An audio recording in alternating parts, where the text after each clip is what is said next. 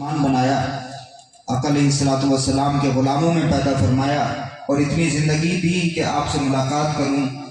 जिस मकसद के तहत मुझे यहाँ हाज़िरी का हुक्म हुआ है, अल्लाह पाक उस मकसद को मुकम्मल करने की मुझे सआदत अता फरमाए। और किन तसव्वुरात को लेकर के ये इमारतें बनाई गई। आपको पता है, कभी गौर फिक्र किया इस बात पे? नहीं गौर फिक्र किया, क्योंकि मिंबरों से भी ये बातें कम बताई जाती हैं, ना कि बराबर बताई जाती हैं। कभी गौर फिक्र नहीं किया जाता इन बातों पे। उल्टा ये कहा जाता है कि बादशाहों ने अय्याशियां की हैं, बादशाहों ने अय्याशी के लिए ये महल बनवाए थे। नहीं, बादशाहों ने अय्याशी के लिए बनवाया या नहीं बनवाया वो अल्लाह हिसाब किताब करने वाला है। लेकिन कुरान मजीद में जन्नत का नक्शा पेश किया गया, उसमें फरमाया गया वबश्शिरिल लज़ीना आमनू व अमिलुस सालिहाति अन्ना लहुम जन्नातिन तजरी मिन तहतिहल अनहारु कुल्लमा रुज़िक़ू मिनहा मिन समरातिर रिज़्क़ा क़ालू हाज़ा लज़ी रुज़िक़ना मिन क़ब्ल व उतू बिही मुतशाबिहा। तो कुरान मजीद में अल्लाह रब्बुल इज़्ज़त ने जन्नत का एक नक्शा बयान फरमाया ताकि वो जन्नत का नक्शा दिमाग में बैठ जाए। तो जब कोई बादशाह बना तो बादशाह बनने के बाद में जब उसने कुरान मजीद की इन आयतों को पढ़ा, इन आयतों को पढ़ने के बाद में उसने अपनी बिसात के मुताबिक कुरान में बयान किए हुए जन्नत के इस नक्शे को जमीन पर उतारने की कोशिश की। और उसके पीछे मकसद ये था मुस्लिम साइंसदानों का, मुस्लिम इंजीनियर्स का, मुस्लिम आर्किटेक्ट का, कि दुनिया ये समझ ले कि अगर अल्लाह के पैदा किए हुए एक इंसान का बनाया हुआ ताजमहल इतना खूबसूरत है तो अल्लाह की बनाई हुई जन्नत कितनी खूबसूरत होगी। सुभान अल्लाह, सुभान अल्लाह। तो इस तसव्वुर पर ये लाल किला बनाया गया, इस तसव्वुर पर ये जामा मस्जिद बनाई गई, इस तसव्वुर पर ये ताजमहल बनाया गया कि तुम देखो, इसको देखो कि मखलूक का बनाया हुआ एक किला इतना खूबसूरत है। तो अल्लाह रब्बुल इज़्ज़त ने मोमिनीन से जिस जन्नत का वादा कर रखा है वो जन्नत कितनी खूबसूरत होगी, ताकि बंदा जहन्नम के रास्ते से रुके और जन्नत के रास्ते पर आ जाए। या तो इंसान हमें लालच में करता है या डर की वजह से करता है, तो जहन्नम के खौफ से और जन्नत के लालच में अमल करने लगे। बादशाहों ने कोशिश की कि इन तमाम इमारतों को देख करके बंदा ये सोचने लगे, ये गौर फिक्र करने लगे। और आज भी आप देख लो तो उसमें बयान किया गया कि जन्नत में नहरें हैं, बागात हैं, महलात हैं। आप चले जाइए ताजमहल देखिए, वहां पर पानी की नहर भी बह रही है। वहां जन्नत में तो दूध की नहरें होंगी, यहाँ कम से कम इन्होंने पानी की नहर बना दी ताकि बंदा सोच ले कि ये पानी की नहर है, वाह वाह सुभान अल्लाह, जन्नत की नहर कितनी खूबसूरत होगी। ताकि बंदा ये देख ले कि ये इमारत इतनी खूबसूरत है तो अल्लाह की बनाई हुई जन्नत कितनी खूबसूरत होगी। तो ये इमारतें इस हवाले से बनाई गई थी। लेकिन आज देखो तलवार लटकी हुई है, हमने तारीख नहीं जानी। तो जब मेन स्ट्रीम मीडिया में इसको लेकर के डिबेट्स होती हैं तो हम फिर मुश्किलात का शिकार होते हैं और जगह जगह फिर बहसें होती हैं। इसलिए अब आंखें खोलने की जरूरत है, अब अपने अंदर जिंदगी पैदा करने की जरूरत है। अब लापरवाही का जमाना गुजर गया, नारेबाजी का जमाना गुजर गया, गफलत का जमाना गुजर गया। जब जालिम हुक्मरान मुसल्लत होते हैं तो उसका मतलब यह होता है कि हमारी बदअमालियों का नतीजा हम अगर अपने करप्शन, अपने क्राइम और अपने जराइम का एनालिसिस कर लें कि हम कितने क्राइम अंजाम दे रहे हैं, हमारा माशरा कितने जराइम अंजाम दे रहा है, तो कसम खुदा की ऐसे लगेगा कि ये जो हुक्मरान हम पर मुसल्लत हुए हैं ये भी अल्लाह का रहम है हमारे ऊपर, हमारे जो कौतक और हमारे जो काम है। आपको बताऊं, बगदाद किसी जमाने में मुसलमानों की राजधानी हुआ करता था, कैपिटल था बगदाद, मुसलमानों की राजधानी। और राजधानी जो होता है वो मुल्क की नाक हुआ करता है, वो मुल्क की आबरू होता है। तो बगदाद मुस्लिम दुनिया की एक नाक था, कैपिटल था। और मुसलमानों ने बड़ी बड़ी लाइब्रेरियां वहां पर कायम कर ली थी। जैसे आज के दौर में मुस्लिम मोहल्लों में जाइए तो नहारी, चिकन कॉर्नर, पाया वगैरह वगैरह सब लाइन से मिल जाते हैं, है ना। जहां मोहल्ले में दाखिल हुई मुसलमानों के खाने पीने का हजारों साजो सामान। उस जमाने में मुसलमानों के पास में किताबें थी, कलम था, ये ताकत थी। फिर मुसलमान बदअमाली का शिकार हुए तो अल्लाह ने मंगोलों को मुसल्लत कर दिया। और फिर जब मंगोल मुसल्लत हुए तो उन्होंने फिर मुसलमानों पर रहम नहीं किया, उन्होंने मुसलमानों को काटा, उन्होंने मुसलमानों को मारा। एक और बड़ी दिलचस्प बात याद आ गई। अच्छा, बगदाद में जब धुआं उठ रहा था, मुसलमानों को मारा गया, कत्ल किया गया, तो उस जमाने में जो रूढ़िवादी लोग थे, हाफिज साहब, रूढ़िवादी जो लोग थे, वो रूढ़िवादी लोग मतलब जो उस जमाने में उलमाए सू थे, वो दरियाए दजला के किनारे बैठ कर के पता है किस बात पर बहस कर रहे थे? जब मुसलमान काटे जा रहे हैं, लाइब्रेरी में आग लगा दी गई, खून बहा दिया गया, आबरू लूट ली गई बहनों की। उस जमाने में जो रूढ़िवादी उलमाए सू دریائے دجلہ کے کنارے بیٹھ کر کے مسواک کے سائز پہ بحث کر رہے تھے کہ مسواک کا سائز کتنا ہونا چاہیے. سمجھ رہے ہیں آپ؟ اچھا آج کے دور میں ایسا ہو رہا ہے کہ نہیں ہو رہا ہے؟ ایمانداری سے بتائیے. رہنمائی کرنے بچیوں کی 8.5 لاکھ مسلم بچیاں مرتد ہو گئی. 8.5 لاکھ. کتنی؟ 8.5 لاکھ مسلم بچیاں مرتد ہو گئی. ہماری آپ کی آنکھوں کے سامنے یہ سب کچھ چل رہا ہے تماشا. باضابطہ پلان ہے.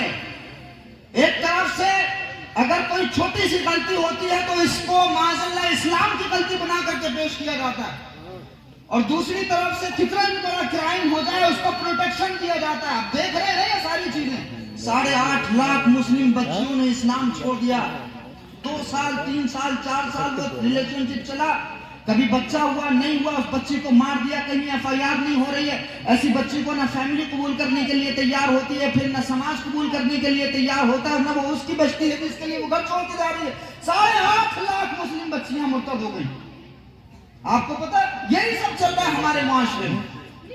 تو اس زمانے میں جب منگولوں نے مسلمانوں کو مارا قتل کیا تو یہ روڑیوادی لوگ جن کو مسلمانوں کی کھوپڑیاں بچانے کی کوشش کرنی چاہیے تھی، جن کو مسلمان بیٹیوں کی عزت اور آبرو بنانے کا پلان کرنا چاہیے تھا، وہ لوگ وہاں پر مسواک کے سائز ناپ رہے تھے. اور آج بھی بالکل ایسے ہی ہو رہا ہے. آپ دیکھیے کہ ہماری بیٹیوں کی عزتوں پہ حملے کرنے کی کوشش، ہماری بہنوں کے سروں سے دوپٹہ کھینچنے کی کوشش، ہمارے جوانوں کی داڑھیاں نوچی جا رہی ہیں، ہمارے بزرگ غیر محفوظ ہیں ٹرینوں میں اور پبلک پلیسز پر، مگر ویسے ممبروں سے شیعہ ہے، سنی ہے، رافضی ہے، قادری ہے، ناظمی ہے، یہ سب پجاموں کے سائز پہ بحثیں کر رہے ہیں، مونچھوں کے سائز پہ بحثیں کر رہے ہیں. دنیا ہاتھ کاٹنے کے پلان بنا رہی ہے، ہم ہاتھ بچانے کے لیے کوئی پلان نہیں کر رہے.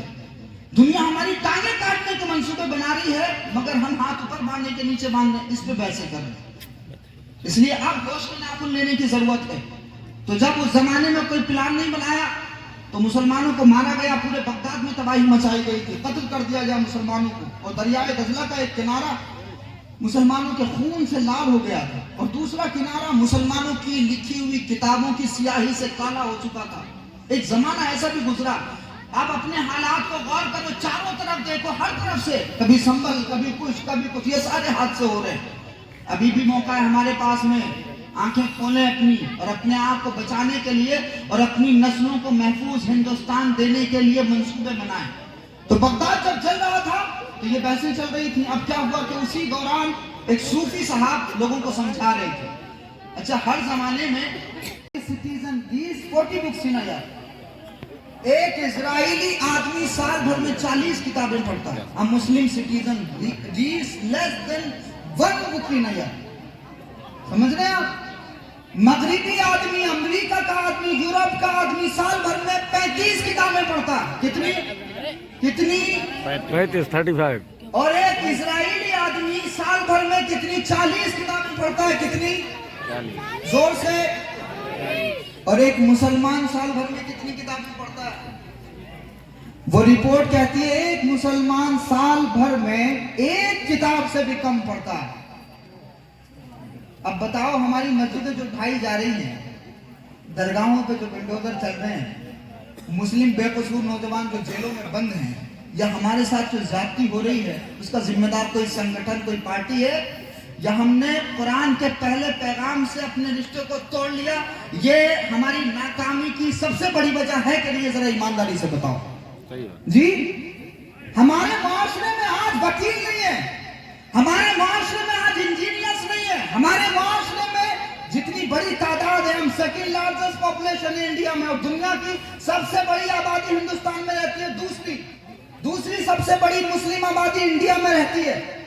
جس حساب سے مسلمانوں کی نمائندگی سرکاری اداروں میں ہونا چاہیے، سرکاری اسکولوں میں ہونا چاہیے، پولیس ڈپارٹمنٹ میں ہونا چاہیے، آرمی میں ہونا چاہیے، جوڈیشری میں ہونا چاہیے، جس تعداد میں ہماری نمائندگی تمام سرکاری اداروں میں ہونی چاہیے، مشکل سے 1-2% مسلمان دکھائی دیتے ہیں. 1-2%. تو ہماری آبادیاں کہاں ہیں؟ چوراہوں پہ. ہماری آبادیاں کہاں ہیں؟ نہاری کے ہوٹلوں پہ. ہماری آبادیاں کہاں ہیں؟ سوشل میڈیا پہ. ہم سب مجاہد بنے ہوئے سوشل میڈیا، فیس بک پہ. اگر تم انقلاب چاہتے ہو، بدلاؤ چاہتے ہو، اپنا وجود بچانا چاہتے ہو، اپنی بچیوں کی عزت بچانا چاہتے ہو، اپنی مسجدوں کی آبرو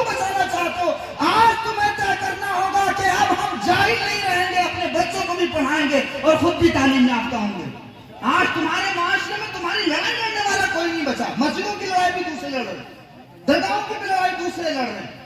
तुम्हारे पास एक पूरे हिंदुस्तान में हजारों जलसे होते हैं, ये मस्जिदों में मस्जिदें बन रही हैं, मदरसों में मदरसे बन रहे हैं, एक टीवी चैनल मुसलमानों के पास नहीं है। तुम्हारी बात कौन करता है? रविश कुमार। तुम्हारी बात कौन करता है? अभिषेक शर्मा। तुम्हारी बात कौन करता है? आरफा खानम। तुम्हारी बात मीडिया में वो लोग करते हैं जिनका इस्लाम से ताल्लुक नहीं है। और हम रहमतुल्लिल आलमीन के उम्मती, जिनको पिछड़ों के अधिकार की लड़ाई लड़नी चाहिए थी, बहुजनों के सम्मान की लड़ाई लड़नी चाहिए थी, SC ST के अधिकारों की लड़ाई लड़नी चाहिए थी। रसूलुल्लाह कमजोरों का सहारा बन के आए।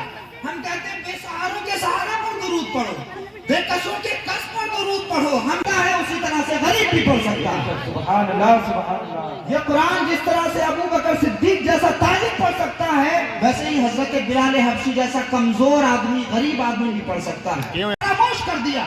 अब एक बात और सुन लीजिए, एक फिलोसफर रॉजर बेकन है, उन्होंने कहा कि जब इंसान बहुत कम इल्म हासिल करता है तो वो खुदा से दूर होता चला जाता है, लेकिन जब कोई बहुत ज्यादा इल्म हासिल कर लेता है तो वो खुदा के बहुत करीब होता चला जाता है।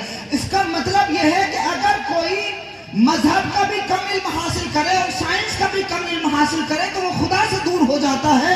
लेकिन अगर किसी ने मजहब भी बहुत पढ़ लिया और साइंस का इल्म भी बहुत हासिल कर लिया तो उसको अल्लाह का मकाम मिल जाता है, अल्लाह रब्बुल इज्जत के वो करीब होता चला जाता है और अल्लाह का मुकर्रब बंदा बन जाता है। बेशक। तो ये कुरान की पहली आयतें हैं जिनमें फरमाया गया कि आप मजहब का भी इल्म हासिल करिए और साइंस का भी इल्म हासिल करिए।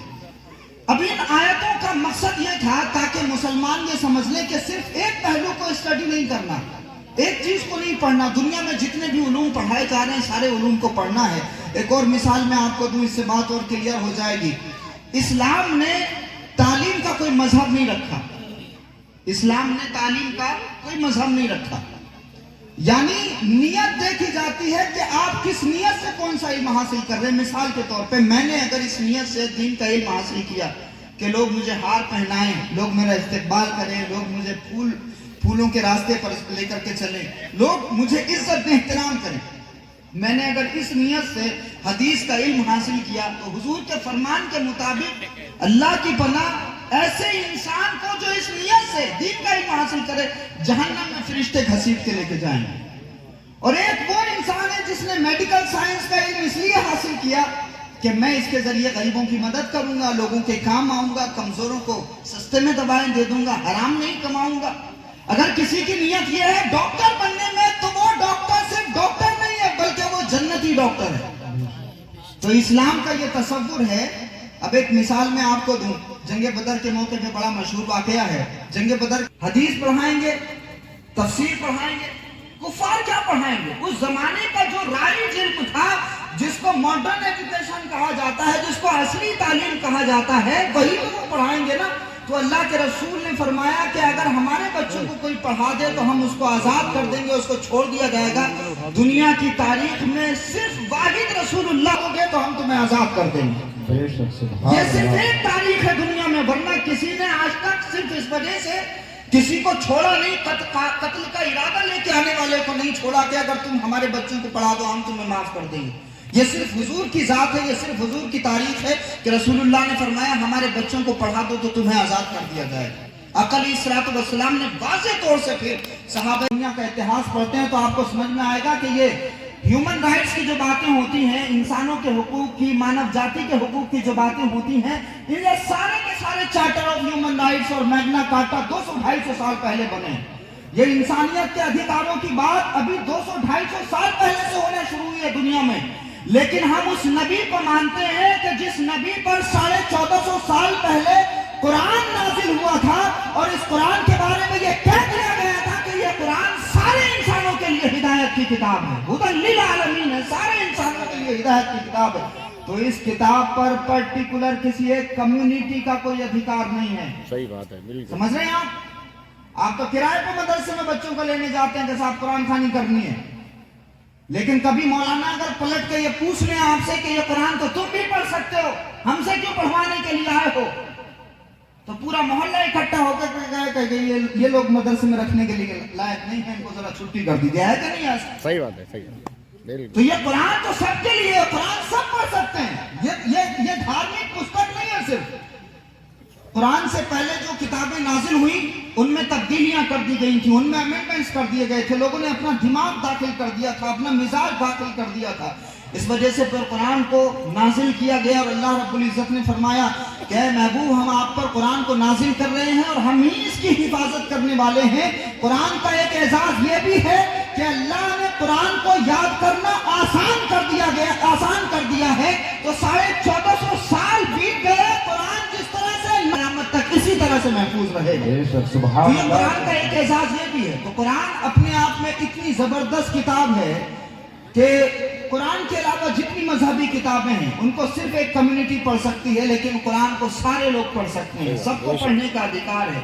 اب میں کا زمانہ تھا، ڈسکریمنیشن کا زمانہ تھا، غریب اور امیر کا فرق بہت زیادہ تھا، برادری کا فرق بہت زیادہ تھا، قبائل کا فرق بہت زیادہ تھا.